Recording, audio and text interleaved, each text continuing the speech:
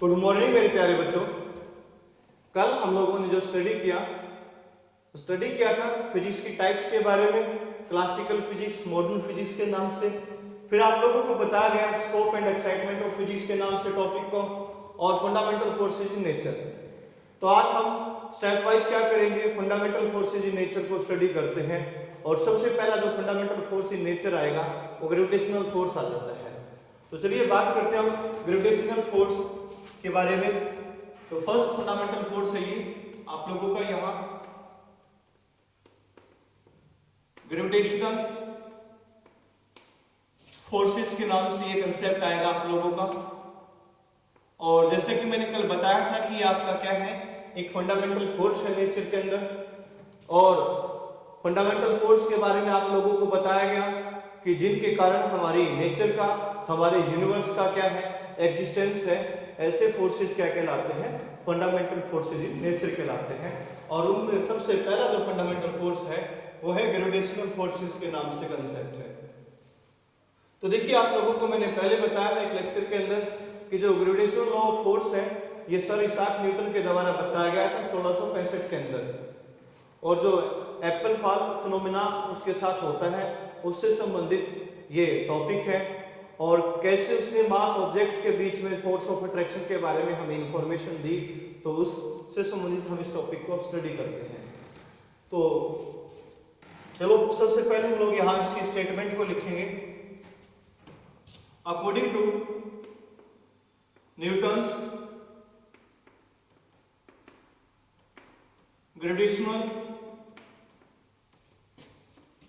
Law of force,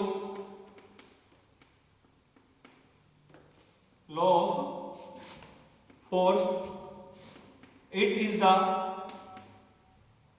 force of attraction between two masses objects which is directly proportional to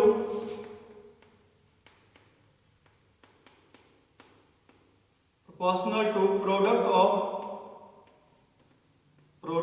of the masses and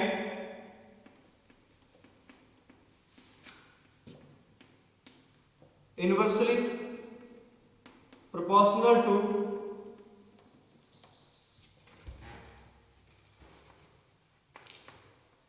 square of distance between them and the force acts along the line which joining them। तो ये gravitational of force हमें क्या कहता है कि जो gravitational force है यहाँ, इट का मतलब ग्रेविटेशनल फोर्स, तो it is a force of attraction between two masses objects जो कि डायरेक्टली प्रोपोर्शनल है प्रोडक्ट ऑफ द मासेस के, और इनवर्सली प्रोपोर्शनल है किसके, square of distance between them.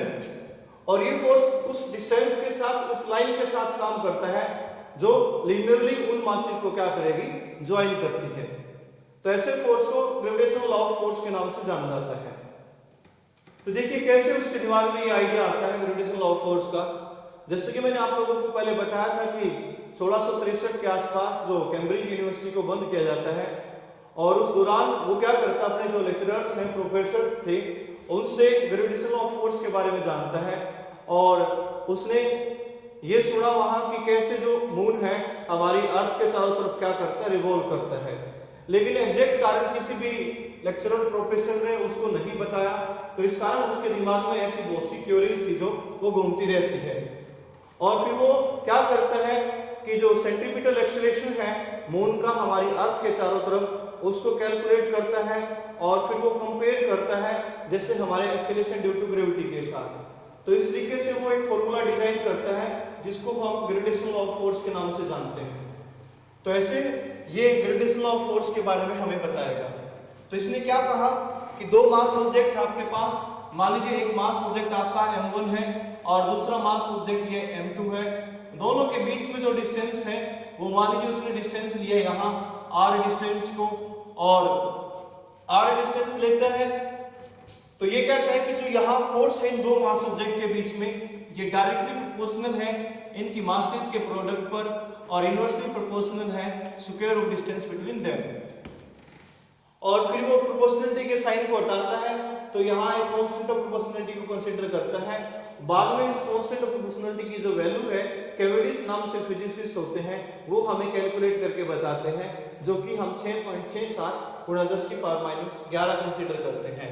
तो यहाँ जो प्रोपोर्शनलिटी साइन को लिया गया है या प्रोपोर्शनलिटी कांस्टेंट को लिया गया है वो कैपिटल G को लिया जाता है, और कैपिटल G को क्या नाम दिया जाता है, यूनिवर्सल ग्रेविटेशनल कांस्टेंट नाम दिया जाता है। और आप लिखोगे भैया capital G is the universal gravitational constant.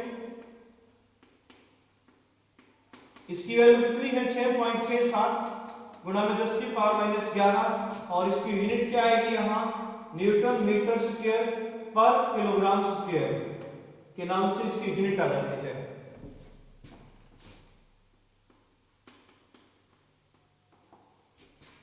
तो देखिए अब हम बात करें, जैसे मैंने बताया कैपिटल G की वैल्यू को हमें किसने बताया, कैवेंडिश नाम से जो फिजिसिस्ट होते हैं वो इसकी वैल्यू को हमें बताते हैं।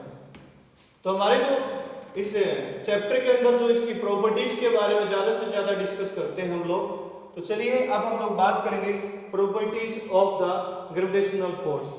तो क्या क्या इसकी जो प्रॉपर्टीज है जिनको हम लोग यहाँ डिस्कस करते हैं। तो प्रॉपर्टीज ऑफ ग्रेविटेशनल फोर्स में एक जो इसकी प्रॉपर्टी आएगी कि ये नेचर में हमेशा कैसा फोर्स है, अट्रैक्टिव फोर्स है। कैसा फोर्स होगा ये नेचर में, ऑलवेज अट्रैक्टिव इन नेचर। तो आप बात करोगे अब प्रॉपर्टीज, सबसे पहली प्रॉपर्टी ये है it is always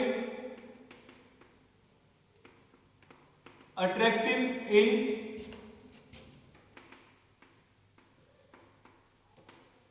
nature. Nature में कैसा फोर्स रहेगा, अट्रैक्टिव, यानी कि दो मास ऑब्जेक्ट हमेशा एक दूसरे को क्या करते हैं, अट्रैक्ट करते हैं। और न्यूटन की स्फेरिकल सेल थ्योरम के अनुसार इसको प्रूव भी किया जाता है कि कैसे, मान लीजिए आपके पास ये कोई स्फेरिकल ऑब्जेक्ट है और इस स्फेरिकल ऑब्जेक्ट से आउटसाइड मान लीजिए ये कोई ऑब्जेक्ट है, तो ये ऑब्जेक्ट जो बड़ा स्फेरिकल ऑब्जेक्ट है इस स्मॉल ऑब्जेक्ट को क्या करेगा, अपने सेंटर की तरफ हमेशा अट्रैक्ट करता है। अगर मैं स्फेरिकल ऑब्जेक्ट के अंदर मान लीजिए कुछ मास को कंसीडर करता हूं, तो क्या होगा कि इनको इक्वल डायरेक्शन से क्या किया गया है, अट्रैक्ट किया गया है। और इक्वल डायरेक्शन से अगर मान लीजिए इनको अट्रैक्ट किया जाता है तो ऐसी कंडीशन में यहाँ जो फोर्स ऑफ अट्रैक्शन हो जाएगा, रिजल्टेंट फोर्स हो जाएगा, वो जीरो हो जाता है। तो इसका मतलब कोई भी जो आपका एस्ट्रोनॉमिकल मास ऑब्जेक्ट है वो ज्यादातर क्या करता है, आउटसाइड जो आपके ऑब्जेक्ट्स हैं उनको अट्रैक्ट करेगा। तो इसका मतलब ये है कि दो मास ऑब्जेक्ट के बीच में हमेशा कौन सा फोर्स होगा, यहाँ फोर्स ऑफ अट्रैक्शन रहेगा। सेकंड प्रॉपर्टी की हम लोग बात करें, जो आपका ये फोर्स है ये कैसा फोर्स है, it is long range force in nature. Long range force in nature. अब ये लॉन्ग रेंज फोर्स कैसे है, इसके बारे में हम लोग बात करते हैं। देखिए लॉन्ग रेंज फोर्स किसको बोला गया है, जो कहां तक लगे, वो ज्यादा डिस्टेंस तक लगे। तो हम इस फोर्स के फॉर्मूले की बात करते हैं। हमारे पास F किसके इक्वल है, G m1 m2/r² के बराबर है। और मैं बात करूं ये फोर्स जीरो कहां होगा, जहां थ्योरेटिकली r की वैल्यू कितनी होगी, इनफाइनाइट होगी। अगर मैं r की वैल्यू को किसके बराबर लिखूं, इंफिनिटी के बराबर, तो हमारे पास 1/इनफाइनाइट किसके बराबर होता है, जीरो के बराबर। और 1/इंफिनिटी का स्क्वायर भी किसके बराबर होगा, जीरो के बराबर होगा।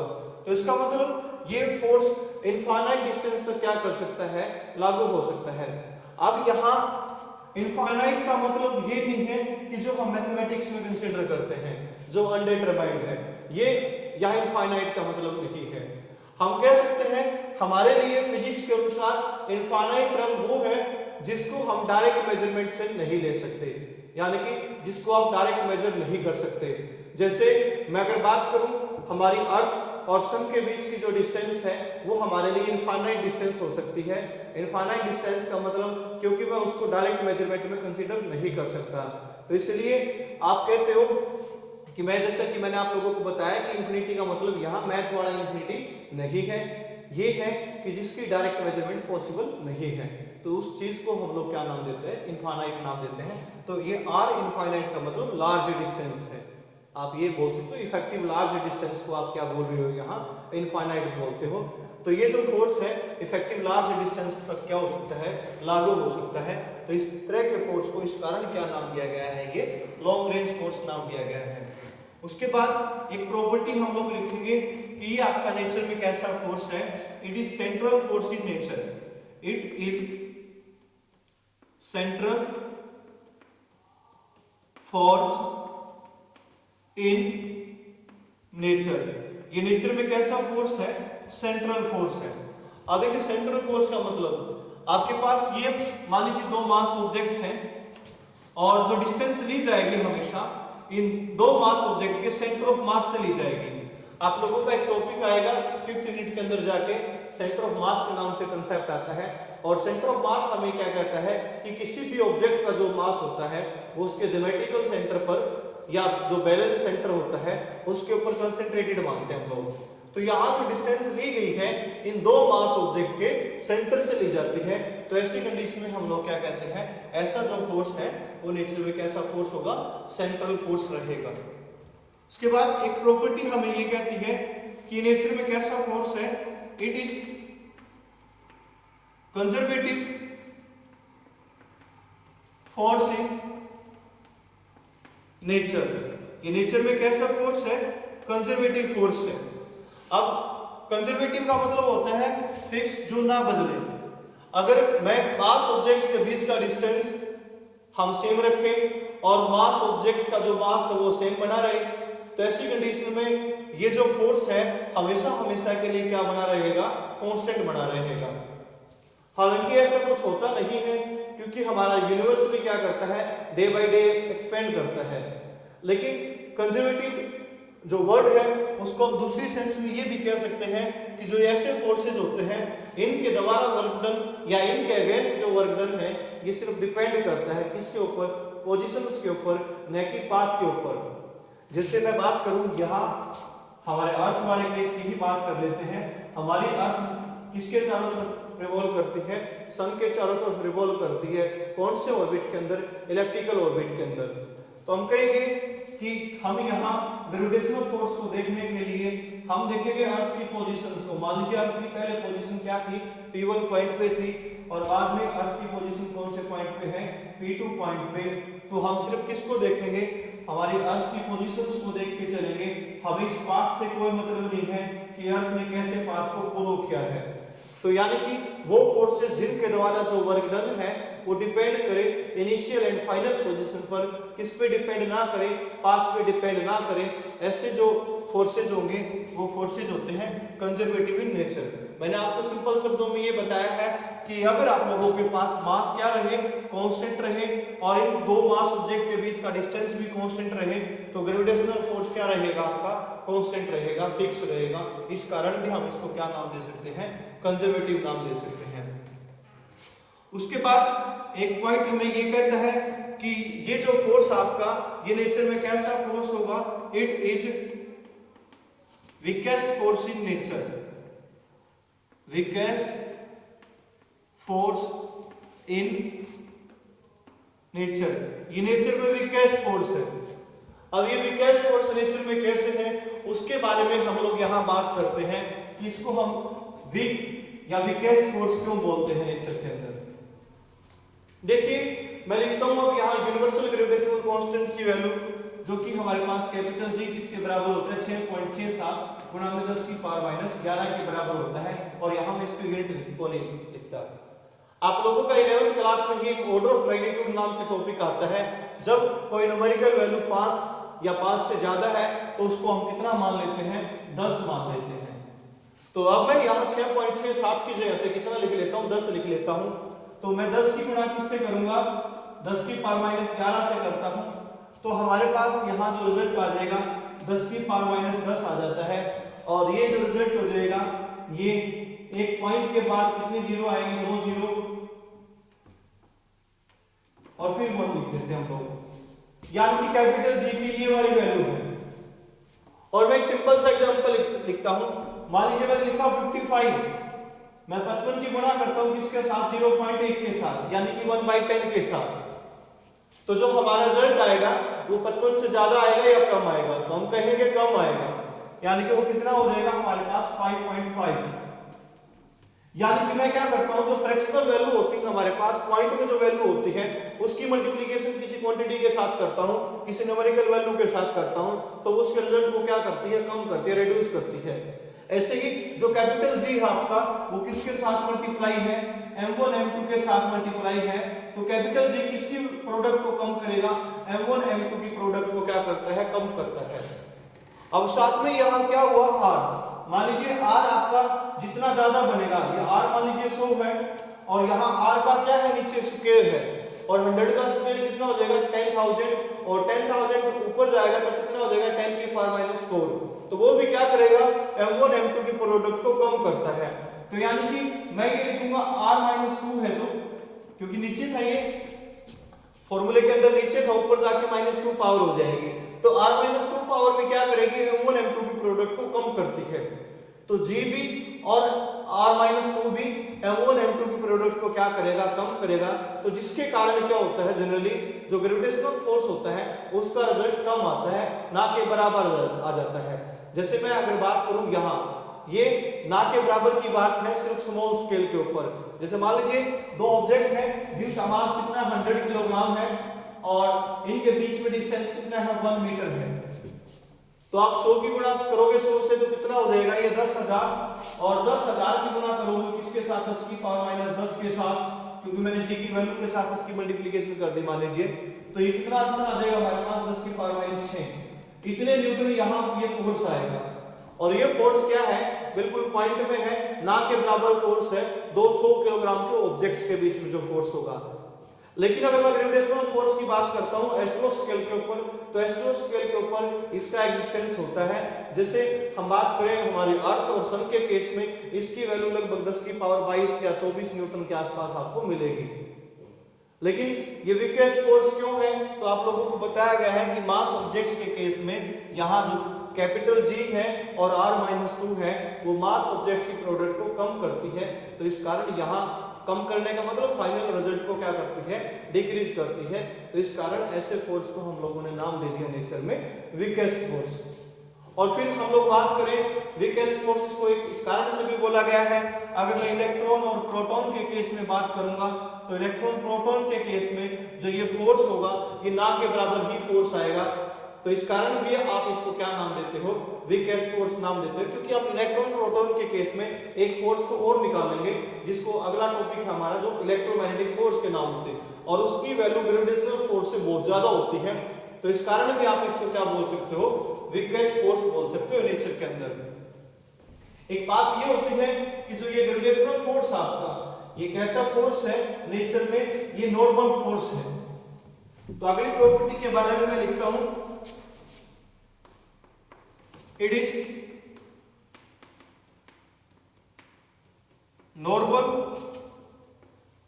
Force in nature.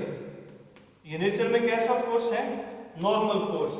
देखिए मैंने एक डेफिनेशन के अंदर बात लिखी थी कि it acts along the line which joining them, ये फोर्स उस डिस्टेंस के साथ काम करता है जो डिस्टेंस इनको आपस में ज्वाइन करती है, और वो डिस्टेंस भी हम लोगों ने क्या देखनी है, हमेशा लीनियर डिस्टेंस देखनी है। तो ये वाली जो लीनियर डिस्टेंस है, इस डिस्टेंस के साथ ही ये क्या करेगा, फोर्स लगेगा। और मान लीजिए m1 m2 को अपनी तरफ अट्रैक्ट करता है और m2 m1 को अपनी तरफ अट्रैक्ट करता है, क्योंकि अट्रैक्शन की डायरेक्शन जो हमेशा होती है वो अंदर की तरफ होती है, इनवर्ड डायरेक्शन होती है। तो ये जो एक दूसरे के ऊपर फोर्स लगाएंगे ये नॉर्मल लगाएंगे, परपेंडिकुलर डायरेक्शन से लगाएंगे। तो इस कारण ऐसी कंडीशन में हम कह सकते हैं कि ये नेचर में कैसा फोर्स होगा, नॉर्मल फोर्स रहेगा। अब अगली प्रॉपर्टी की बात करें हम लोग, ये ओबे करता है कौन से लॉ को, इनवर्स स्क्वायर लॉ को। जो 1/r² होता है ये इनवर्स स्क्वायर लॉ होता है। तो हम लिखेंगे it obeys inverse square law, ये इसको ओबे करेगा नेचर में।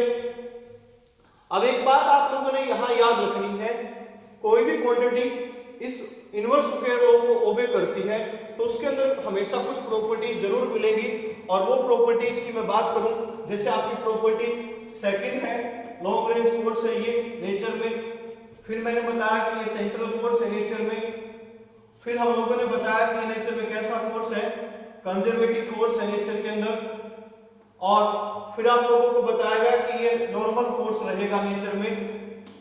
तो ये जो प्रॉपर्टीज हमेशा सेम रहेगी।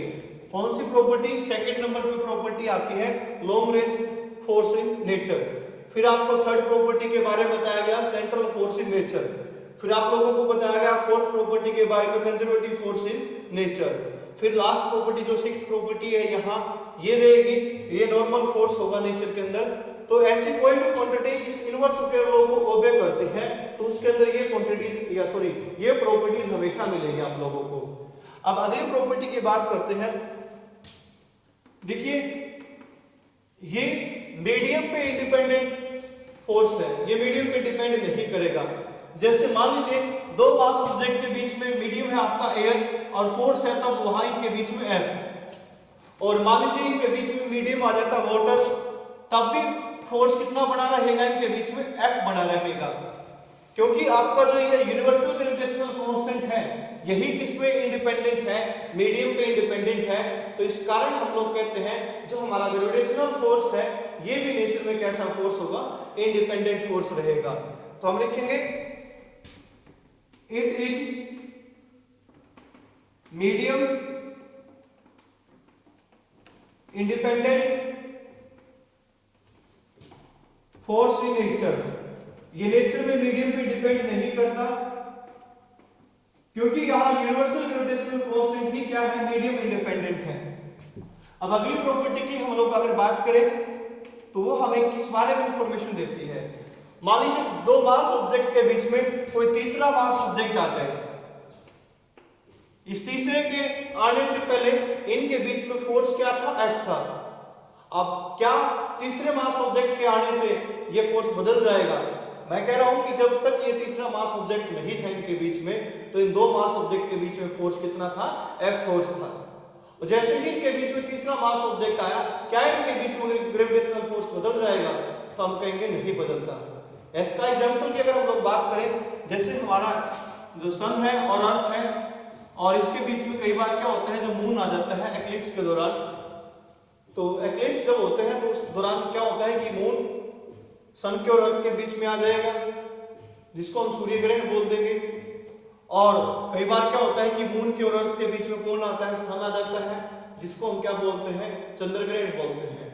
तो जो एक्लिप्स होते हैं, मैं सन एक्लिप्स की बात करता हूं, तो सन एक्लिप्स के दौरान मून हमारी अर्थ और सन के बीच में आ जाएगा, और सन एक्लिप्स के दौरान हमें सन दिखाई नहीं देता है, या सन जो है वो डार्क पोर्शन दिखाई देगा। तो ऐसी कंडीशन में जो सन के और अर्थ के बीच में मून के आने से पहले जो फोर्स था, अब भी कितना फोर्स बना रहेगा, मून के आने के बाद भी उतना फोर्स बना रहेगा। तो हम कहेंगे कि third mass object does not disturb the gravitational force between two mass objects. तो हम लिखते हैं third mass object does not disturb the gravitational force between two massive objects. अब उसके बाद हम लोग लास्ट प्रॉपर्टी की अगर बात करें, यहां कोई ना कोई पार्टिकल जो है वो जरूर रेस्पॉन्सिबल है किसके लिए, दो मास ऑब्जेक्ट के बीच में ग्रेविटेशनल फोर्स के लिए। क्योंकि हम लोग बात करते हैं जो बाउंडेशन होती है, बाइंडिंग होती है, वो किसी न किसी प्रकार के एक्सचेंज के कारण होती है। तो ऐसा कौन सा पार्टिकल है जिसके कारण दो मास ऑब्जेक्ट के बीच में क्या है, ग्रेविटेशनल फोर्स है। तो ऐसे पार्टिकल को ग्रेविटॉन बोला गया है। ग्रेविटॉन नाम से एक ऐसा पार्टिकल है जिसके अनुसार वैज्ञानिक लोग ये मानते हैं कि दो मास ऑब्जेक्ट के बीच में क्या रहेगा, ग्रेविटेशनल फोर्स रहेगा। तो हम कहते हैं the graviton is responsible for gravitational force between two masses objects। और आजकल जो मॉडर्न साइंस है हमारी ये कहती है कि यहाँ एक तरह की जो वेव है वो रिस्पॉन्सिबल है दो मास ऑब्जेक्ट्स के बीच में। और उस वेव को आइंस्टाइन जैसे वैज्ञानिक ने हमें आज से लगभग 100 साल पहले बता दिया था। ऐसी वेव्स को हम ग्रेविटेशनल वेव्स के नाम से जानते हैं। तो ग्रेविटेशनल वेव्स भी क्या हो सकती हैं, इस तरह के फोर्स के लिए रिस्पॉन्सिबल होती हैं। तो ग्रेविटेशनल वेव्स भी यहां रिस्पॉन्सिबल होगी किसके लिए, gravitational force between two mass objects. तो देखिए ये थी आपकी प्रॉपर्टीज ग्रेविटेशनल फोर्स के लिए। ग्रेविटेशनल फोर्स के बारे में जो कंसेप्ट आप लोगों को बताया गया है, तो मोटा मोटा मैं रिवाइज करवा देता हूं कि यहाँ ग्रेविटेशनल फोर्स आपको क्या बताता था, दो मास ऑब्जेक्ट के बीच में हमेशा फोर्स ऑफ अट्रैक्शन के बारे में इंफॉर्मेशन देता है, और जो कि प्रोडक्ट पर, मासेस के प्रोडक्ट पर डायरेक्टली प्रोपोर्शनल है और डिस्टेंस के स्क्वायर पर इनवर्सली प्रोपोर्शनल रहेगा। और फिर आप लोगों को फॉर्मूला बताया गया कि F डायरेक्टली प्रोपोर्शनल था m1 m2 के, इनवर्सली प्रोपोर्शनल था r स्क्वायर के, F बराबर है g m1 m2 by r square. फिर हम लोग प्रॉपर्टीज की बात करते हैं कि ग्रेविटेशनल फोर्स हमेशा अट्रैक्टिव होता है, ये लॉन्ग रेंज होगा, सेंट्रल होगा, कंजर्वेटिव होगा, वीक फोर्स या वीकेस्ट फोर्स होगा, नॉर्मल फोर्स होगा नेचर में, और ये ओबे करता है इनवर्स स्क्वायर लॉ को। और मैंने बताया जो इनवर्स स्क्वायर लॉ को ओबे करेगा वो आपका लॉन्ग रेंज भी रहेगा, सेंट्रल भी होगा, कंजर्वेटिव भी रहेगा और नॉर्मल फोर्स भी होगा नेचर के अंदर। ये मीडियम पे डिपेंड करता है या इंडिपेंडेंट होता है, मीडियम पे डिपेंड नहीं करेगा क्योंकि यूनिवर्सल ग्रेविटेशनल कांस्टेंट ही मीडियम पे इंडिपेंडेंट फोर्स है, या सॉरी कांस्टेंट है। और थर्ड मास ऑब्जेक्ट, दो मास ऑब्जेक्ट के बीच में ग्रेविटेशनल फोर्स को कभी डिस्टर्ब नहीं करता है। यहाँ ग्रेविटॉन नाम से जो पार्टिकल है वो ग्रेविटेशनल फोर्स के लिए रिस्पॉन्सिबल है। और साथ में आप कह सकते हो कि जो ग्रेविटेशनल वेव्स हैं वो भी किसके लिए रिस्पॉन्सिबल होती हैं, ग्रेविटेशनल फोर्स के लिए रिस्पॉन्सिबल होती हैं। तो ये थी मेरे प्यारे बच्चों आप लोगों का जो ग्रेविटेशनल फोर्स का जो कंसेप्ट है। मैंने अपनी तरफ से पूरी कोशिश की है कि आप लोगों को ये कंसेप्ट अच्छे से क्लियर हो। और साथ में मैं आप लोगों को बता देता हूँ कि हम लोग फर्स्ट चैप्टर से ही हमारे सिलेबस को करवा रहे हैं। ये नहीं है कि मैं किसी और टॉपिक से, जैसे फंडामेंटल यूनिट्स के नाम से या फंडामेंटल क्वांटिटीज के नाम से जो टॉपिक होते हैं, ज़्यादातर चैनल्स पे क्या किया जाता है कि वहाँ से टॉपिक को स्टार्ट किया गया है। हमारी कोशिश ये है कि हम ओवरऑल जो 11th क्लास की जो बुक है उसमें जो टॉपिक आप लोगों के स्टेप वाइज दिए गए हैं उनको हम लोग यहाँ क्या करें, डिस्कस करें और आप लोगों के पास पहुँचाएं। और मैं आप लोगों से फिर से रिक्वेस्ट करता हूं कि आप लोग हमारे चैनल को सब्सक्राइब कीजिए, शेयर कीजिए और साथ में हमें कमेंट करके जरूर बताना कि आप लोगों को जो हमारे द्वारा जो कंसेप्ट बताया गया है वो कितने % समझ में आता है। तो आप सभी का धन्यवाद और भगवान से मैं दुआ करता हूं कि आप सभी का जो दिन है वो शुभ रहे और आप सभी को भगवान कोरोना नामक महामारी से बचा कर रखे। तो आप सभी का धन्यवाद।